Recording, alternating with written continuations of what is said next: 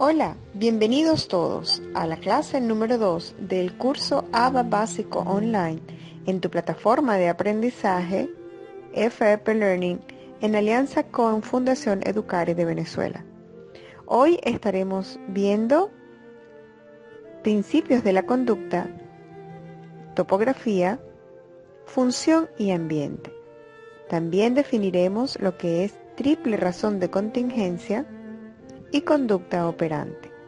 Quien les habla, la doctora Ofelia Ruiz, les da la más cordial bienvenida y ahora escucharemos al doctor Adolfo Ruiz con su exposición. Gracias por habernos escogido su plataforma de aprendizaje. Cuando hablamos de la topografía de la conducta, vamos a considerar tres elementos importantísimos: la naturaleza física de la respuesta, la apariencia de la misma y los movimientos reales involucrados. ¿Qué nos quiere decir esto? Que nos vamos a basar en una observación directa y registro de este comportamiento.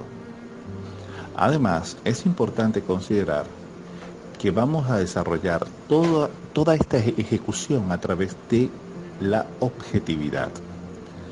Vamos a ser precisos en cada una de las unidades que conforman el comportamiento que estamos observando. Supongamos que el niño está haciendo una pataleta en un centro comercial porque su madre no le complace con algo que él desea.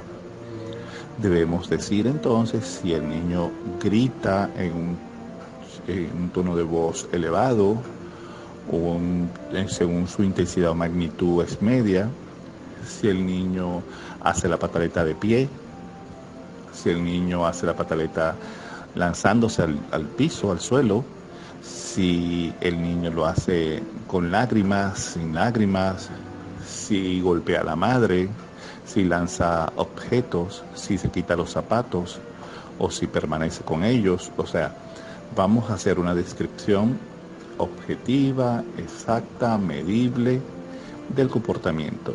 Eso es topografía de la conducta.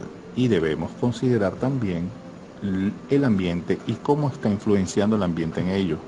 Podemos dar datos precisos de cuál es la interacción con el medio ambiente.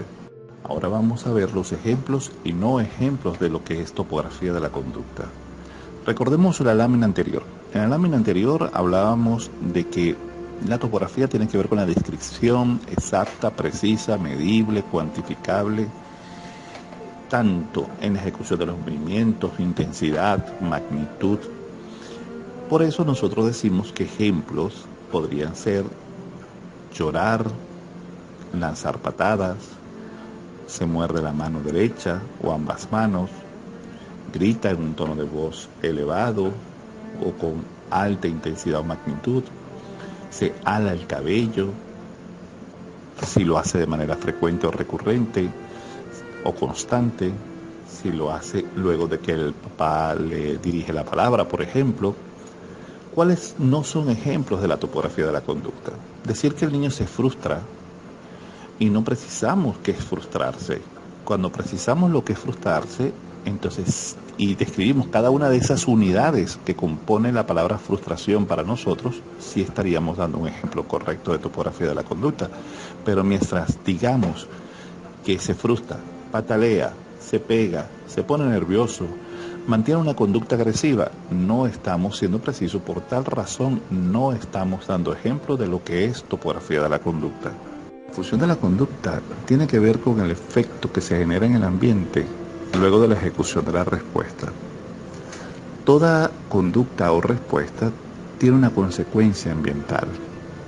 Esta consecuencia ambiental, por supuesto, es la función de la conducta. O sea, ¿para qué yo estoy realizando ese comportamiento? Un ejemplo preciso de lo que es la función de la conducta es que supongamos que hay algunos niños jugando con algunos artículos o juguetes de Santiago. Ese es el antecedente. El comportamiento podría ser que Santiago se golpea la cabeza, se queja, tiras los juguetes, empuja a sus compañeros. ¿Cuál es la consecuencia? En este caso sería que los otros niños le devuelvan los juguetes que son su propiedad. Entonces, ¿el resultado cuál es? Que se hace más probable que Santiago se golpee, llore, tire juguetes, golpee a los compañeros o los empuje cuando observe que los demás niños jueguen con sus juguetes. ¿Cuál es la función de la conducta? Pues que le retornen su parte tangible, que en este caso son sus juguetes. Otro ejemplo de la función de la conducta está vinculado a varias respuestas que conducen a una misma función. Digamos que tocar un timbre, golpear la madera de la puerta, decir abre por favor o tirar de la manilla, conducen a una misma función, que en este caso sería aperturar una puerta. Esto es un ejemplo claro de lo que es la función de la conducta. Seguimos con los ejemplos de función de la conducta. En este caso, las respuestas que voy a mencionar están vinculadas a una misma función, que sería tomar agua. Primera, pedir oralmente el vaso de agua. Podemos ejecutar una respuesta como, por favor, dame un vaso de agua, quiero agua. Es una conducta verbal que está solicitando o demandando un vaso de agua. Segundo ejemplo, ir a la cocina y servirse directamente un vaso de agua. Esto conduce a la función de la conducta, tomar agua. Por último, tenemos una tercera respuesta, que es señalar el vaso de agua o llevar de la mano al sujeto que está a tu lado hacia el vaso de agua, y esto conduce a una función de la conducta, que sería tomar agua. Este es otro ejemplo claro de lo que pudiera ser función de la conducta. Al hablar de la clasificación de las funciones de la conducta, vamos a enfatizar 4 contingencias. La primera contingencia es atención. Regularmente nuestros niños ejecutan respuestas o comportamientos con la finalidad de obtener como función de la conducta atención de los papás, atención de los adultos responsables, de sus otros compañeros, o digamos compañeros de clase, vecinos, amigos. Podemos decir que atención también la podemos buscar de nuestros docentes. En fin, esa es la primera clasificación de las funciones de la conducta. La segunda es evitación o escape. Otro comportamiento que acostumbramos a realizar para evitar situaciones aversivas es la evasión o escape. Cada vez que nosotros evitamos o escapamos, estamos desarrollando una respuesta a través del paradigma de reforzamiento negativo. Esta es otra de las clasificaciones de la función de la conducta. Tenemos una tercera clasificación que tiene que ver con la obtención de algo tangible. Puede ser tiempo de juego, puede ser juguetes, puede ser alimentos o reforzadores primarios. En fin, algo tangible que nosotros podamos conseguir a través de nuestra respuesta o conducta. Por último, tenemos la parte sensorial, que tiene que ver con la naturaleza de la conducta y que mantiene ese comportamiento porque satisface algo orgánico. Es la cuarta clasificación de las funciones de la conducta. Nosotros podemos evaluar una conducta para determinar a través de un instrumento preciso cuál es la función de la conducta. El ambiente es sumamente importante al estudiar el comportamiento. Nosotros observamos que un ambiente puede alterar, modificar, cambiar cualquier comportamiento que se esté gestando. Es esa constelación total de los estímulos y condiciones que pueden generar cambios en la conducta. Además, el comportamiento del sujeto va a estar afectado directamente, no solamente por lo que está afuera, sino también por lo que está dentro de sí mismo, en su organismo. Eso también es considerado ambiente. En otros términos, ambiente es algo muy general que involucra la parte externa o interna, la parte pública y privada del organismo.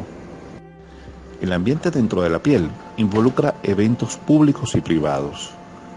Veamos cuáles son esos eventos públicos. son todos aquellos que pueden ser observados por terceros, medidos, cuantificados, como por ejemplo, cuando me presiono el dedo con la puerta al cerrarla, cuando tomo un vaso de jugo que no me corresponde de la nevera, cuando limpio la mesa o escribo algunas palabras. Estas son conductas o comportamientos que pueden ser observadas por terceras personas. Entonces son eventos públicos por esta situación.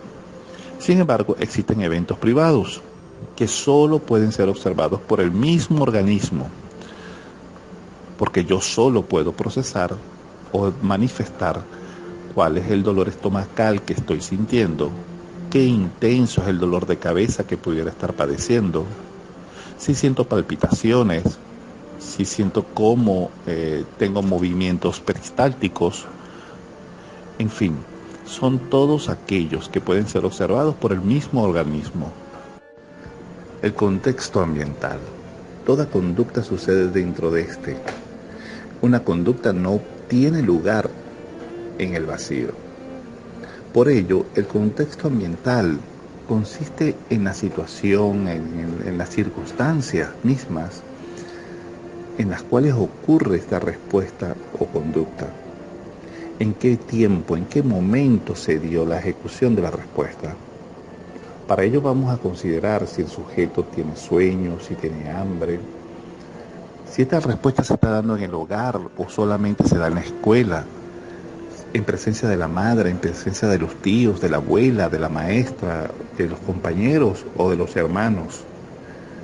Si tiene resfriado, si tiene fiebre, si estaba durmiendo y se levantó abruptamente, o si le llama la atención algún sujeto o adulto responsable y le hace un llamado de atención y entonces pudiera estar disparando algún comportamiento, digamos, no operativo. En fin, el contexto ambiental tiene que ver con los factores externos e internos del organismo, tanto las ejecuciones públicas como privadas.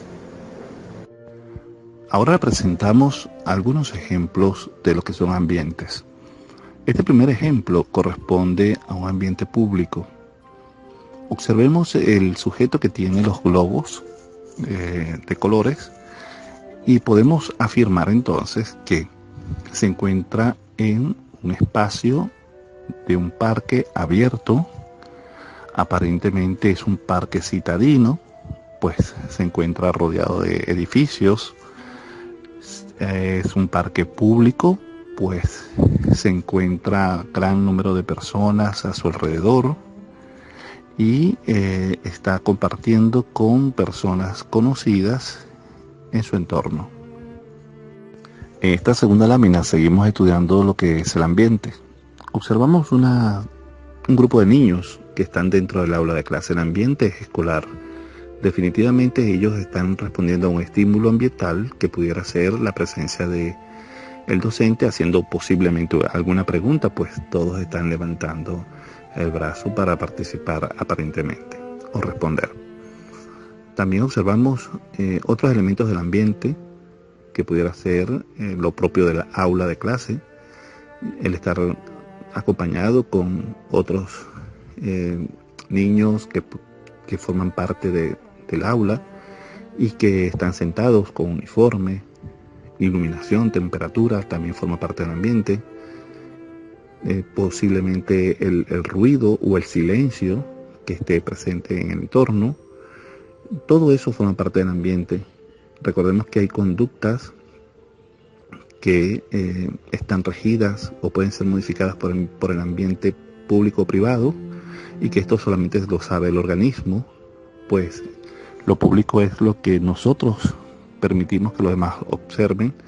Sin embargo, hay otras que pudieran ser privadas, ambientes privados, como la parte orgánica, si tengo algún comportamiento gastrointestinal, peristáltico, movimientos peristálticos, si tengo palpitaciones, fiebre, calor, dolor de cabeza, todo eso también forma parte del ambiente.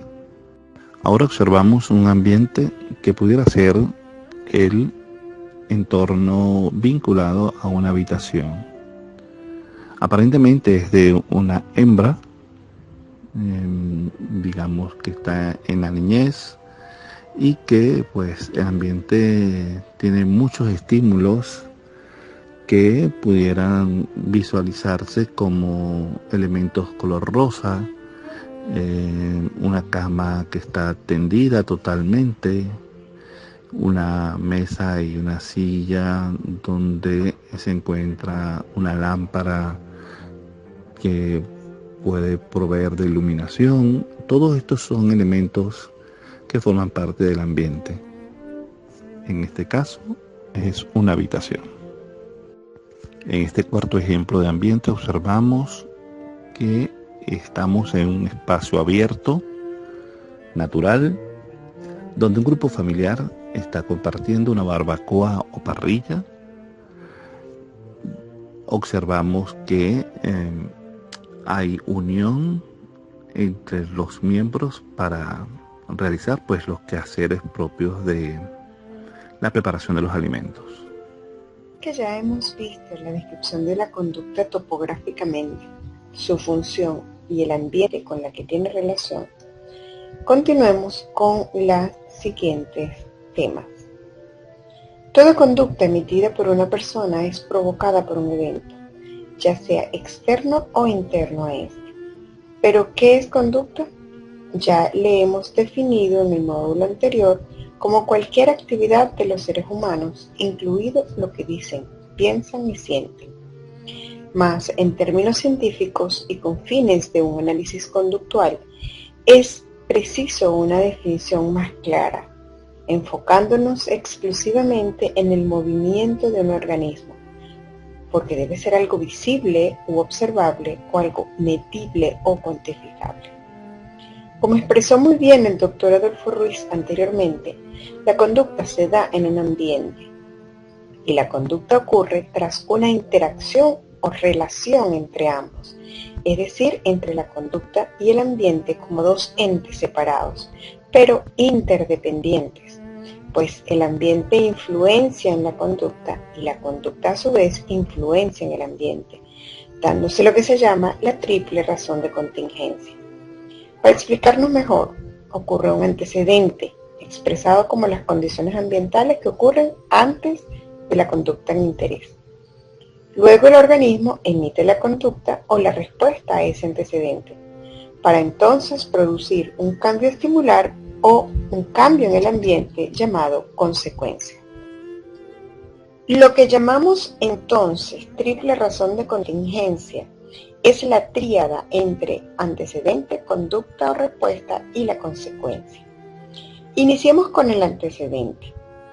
Dado que la conducta no puede sucederse en el ambiente, ya que cada respuesta tiene lugar en un contexto de una situación particular o de unas determinadas condiciones preexistentes, estos eventos juegan un papel crítico en el aprendizaje y la motivación, y lo hacen independientemente de si la persona que aprende o alguien en el papel de analista de conducta o de maestro lo ha planeado. Las personas y todo lo que se encuentran a su alrededor antes de la conducta se consideran ambientes. Se presenta de forma verbal, visual, físico, auditivo y ejercen efectos estimulares o de estímulos sobre la conducta. A esto lo llamamos estímulos discriminativos. Y la buena noticia es que pueden ser controlados aunque no hayan sido planeados. Debido a estos efectos estimulares, no se puede entender la conducta sin el ambiente. Por eso Penny Parker expresó en 1980 que el ambiente es como un conglomerado de circunstancias reales y cambiantes en las que el organismo o parte de él se encuentra. Veamos el siguiente ejemplo. En primer lugar tenemos el ambiente, donde quién o quiénes provocan la conducta, que en este caso es el paso de Enrique con su padre frente a una heladería del centro comercial. Entonces Enrique emite la conducta, que se ve expresada en pedirle al padre que le compre un helado con insistencia. Llora, grita, le golpea en la pierna y le ala hacia la heladería. Enrique espera que haya un cambio en el ambiente, que se basa en que le compren el helado, como vemos en la opción A, lo que reforzará la conducta, permitiendo que la misma reaparezca en un futuro, dada la historia precedente. Pero su padre puede optar por la opción B, que es no comprarle el helado e irse a casa debido a la conducta disruptiva de Enrique, lo que permitirá eventualmente disminuir la aparición de esta respuesta. O como opción C, el padre puede resistirse en un primer momento, pero tras cierto tiempo ceder y comprarle el helado, lo que acarreará sin lugar a dudas que Enrique aprenda que insistiendo, llorando y pateando le comprarán lo que desee. Decimos que un antecedente es un cambio en el ambiente que puede afectar la conducta. Es un evento en el ambiente, ya sea verbal, visual, físico, auditivo, olfativo, y que ejercen, según Michael en el 2004, un estímulo, es decir, un cambio de energía que afecta un organismo a través de sus receptores, por lo que el individuo debe interactuar con el ambiente a través de sus sentidos para que éste ejerza su efecto sobre su conducta. Veamos los siguientes ejemplos de antecedentes. La oscuridad en una habitación podría ser el antecedente para la conducta encender la electricidad. Con esto tenemos un estímulo visual que ejerce control sobre la conducta de encendido. En segundo lugar, tenemos la picada de una abeja en el dedo. Estimulará que sacudamos la mano bruscamente. En este caso, se ejerce un estímulo físico o kinestésico externo sobre la conducta de sacudir la mano. Como otro ejemplo, tenemos escuchar una canción favorita en los auriculares, lo que hace que querramos subir el volumen. Aquí el estímulo es auditivo y elicita la conducta de subir volumen. Por último, el ejemplo de inicio repentino de un dolor de cabeza hace que tengamos la conducta de tomarnos un medicamento. En esta oportunidad, el estímulo es físico o kinestésico interno y repercute en la emisión de la conducta de tomarnos la medicina. Es importante aclarar que los objetos o eventos en el ambiente no son estímulos per se. Es necesario que el individuo interactúe con los objetos, ya sea de forma visual, auditiva, kinestésica u olfativa, o ese estímulo tenga una historia previa con el individuo.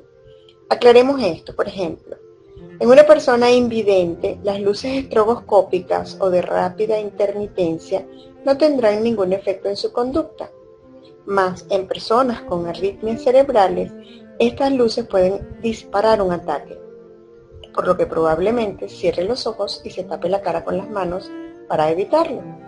Aquí vemos cómo la interactuación visual de la persona con arritmias con el estímulo de las luces elicita la conducta de cerrar los ojos y taparse la cara con las manos. Mas el estímulo no funcionó con la persona invidente porque no pudo ver las luces. Otro ejemplo que podemos haber escogido un tono de llamada para nuestro celular que sea el mismo que otra persona haya escogido. Esto hará que cuando su teléfono suene, creamos que es el nuestro y busquemos nuestro celular. Esto es un estímulo auditivo que ya posee historia en nuestro haber y dispara la conducta de buscar el teléfono. Si el celular de la otra persona no es el mismo que el nuestro, este estímulo no ejercerá efecto en nosotros. Así tenemos el ABC de la conducta. El A de antecedente, la B de conducta o behavior en inglés y la C de consecuencia. Es la triple razón de contingencia. Será el pan nuestro de cada día en la tarea de modificación conductual, verificar los antecedentes que suceden antes, describir la conducta que ocurre y determinar las consecuencias que la siguen. La triple razón de contingencia está presente en todas las conductas emitidas en la vida cotidiana. Así vemos como ejemplos de estos los siguientes. Vamos en el vehículo por una avenida, la luz de un semáforo cambia de verde a amarilla, luego rojo. Nuestra conducta es pisar el freno del auto y la consecuencia que se busca es evitar chocar con otros vehículos que transite por la vía que cruza. Otro ejemplo es que entramos a la cocina y percibimos un mal olor. La conducta que tomamos es sacar la basura hacia el contenedor y la consecuencia es disminuir el mal olor en la cocina. A veces, sin darnos cuenta, sucede. Nos conducimos diariamente por una serie de respuestas ante el ambiente que busca a su vez una consecuencia, y esto permite que la conducta se mantenga, siempre y cuando la consecuencia sea la que estamos buscando. Veamos más ejemplos de la triple razón de contingencia, pero ahora en la terapia. El antecedente es la orden nombra una fruta. El aprendiz emite la conducta deseada diciendo manzana, y la consecuencia es que le reforzamos socialmente diciéndole muy bien. Otro ejemplo sería, como antecedente le damos la orden haz esto mientras aplaudimos. El aprendiz emite la conducta respuesta que deseamos aplaudiendo. La consecuencia es que comerá un trozo de galleta como reforzador. Aquí vemos cómo en la terapia se vuelve más sistemático el proceso de la triple razón de contingencia, puesto que existen estímulos discriminativos recomendados para la introducción de conductas o para el desarrollo de las mismas, pero esto lo veremos más adelante. En base entonces a la triple razón de contingencia, vemos ahora lo que son los tipos de respuesta o conductas que se emiten dado un antecedente específico. En primer lugar, tenemos las conductas respondientes. Son respuestas predecibles ante ciertos estímulos. Por ejemplo, el movimiento de la rodilla tras el golpe leve en el nervio o al cerrar los ojos ante una brisa fuerte. Estas son innatas en todos los seres vivos. No requieren de aprendizaje ni tener historia en el individuo. Estas vienen ya codificadas en la memoria genética y están implicadas en la sobrevivencia. Se emitirán independientemente de las consecuencias. Tan solo basta el antecedente para que éstas se produzcan. Así tendríamos la contracción de la pupila ante la luz, la succión del recién nacido, la salivación al oler comida, la retirada de la mano ante la sensación de dolor en ella. Estas son impresas en el ADN, favoreciendo la continuación de la especie directiva. Por otro lado, tenemos las conductas operantes. Estas conductas se emiten como respuestas ante un antecedente aprendido. Es decir, la conducta respondiente comprende un conjunto importante de respuestas programadas, pero no permiten a un organismo aprender de las consecuencias de sus actos. Y es allí donde aparecen las conductas operantes, dado que éstas están determinadas sobre todo por su historia de consecuencias, ante antecedentes ambientales determinados. Así las consecuencias tienen un efecto en la futura probabilidad de la conducta bajo condiciones ambientales similares. A diferencia de las conductas respondientes cuya topografía y funciones básicas están predeterminadas, las conductas operantes pueden tomar una gran variedad de formas y se definen funcionalmente por sus efectos. De esta manera, la misma conducta operante a menudo puede incluir respuestas con topografías diferentes. Es decir, puedo pedir agua en un restaurante con un gesto tocando el vaso o levantando el vaso o diciéndoselo al mesero. También la conducta operante, como explicó Skinner, puede tener un mismo movimiento, diferentes operantes, bajo diferentes condiciones. Por ejemplo, el movimiento de una mano en el aire puede significar que digo adiós, o que digo hola, o que busco llamar la atención de alguien, dependiendo de las condiciones en las que se esté emitiendo la conducta. Así tenemos que la diferencia entre la conducta operante y la conducta respondiente es básicamente que la operante responde solo a las consecuencias, dados ciertos antecedentes o condiciones ambientales, mientras que la respondiente ocurre independientemente de las consecuencias, dados ciertos estímulos conocidos e innatos. Por ejemplo, al abrir una botella traerá como consecuencia que podemos beber de su contenido, si esa es la función. Eso sí, ya sabemos que una botella puede ser abierta para tal fin. Por otro lado, si salimos a la calle y nos exponemos a la luz frente al sol, nuestras pupilas se contraerán como un mecanismo de defensa del cuerpo a la exposición de la retina ante una luz fuerte. Pero esto no lo aprendimos, nacimos con este reflejo.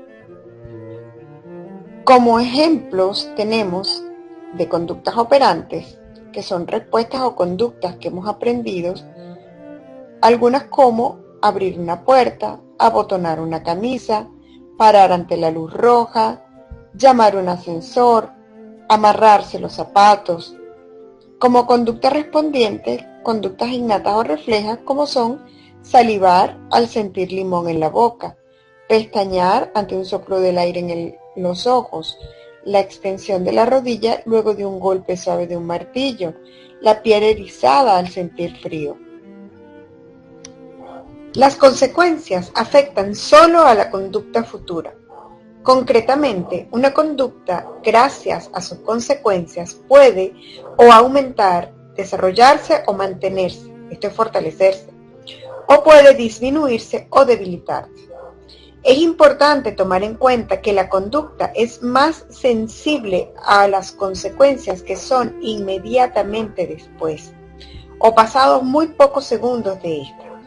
Es decir, la relación temporal entre la conducta y la consecuencia es lo que la hace funcional, no la topografía o la lógica.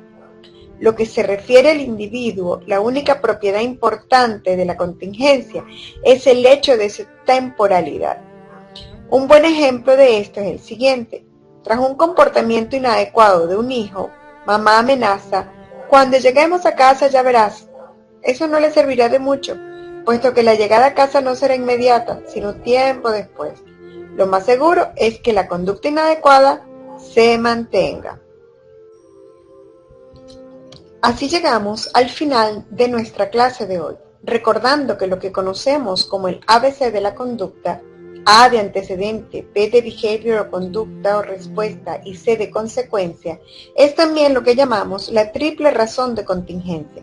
Y en modificación conductual manipulamos A y C, es decir, los antecedentes y las consecuencias para modificar B, que es la conducta. Cuando hablamos de modificar, nos referimos a desarrollar, incrementar o mantener conductas, o bien disminuirlas o extinguirlas. Así que en este curso veremos varias técnicas y métodos a través de la manipulación de estas consecuencias en base al reforzamiento que permitan el desarrollo de conductas. Nos sentimos muy contentos, el Dr. Adolfo Ruiz, Mayerlina Parcedo y mi persona, la Dra. Ofelia Ruiz, de que puedan continuar con nosotros en este aprendizaje.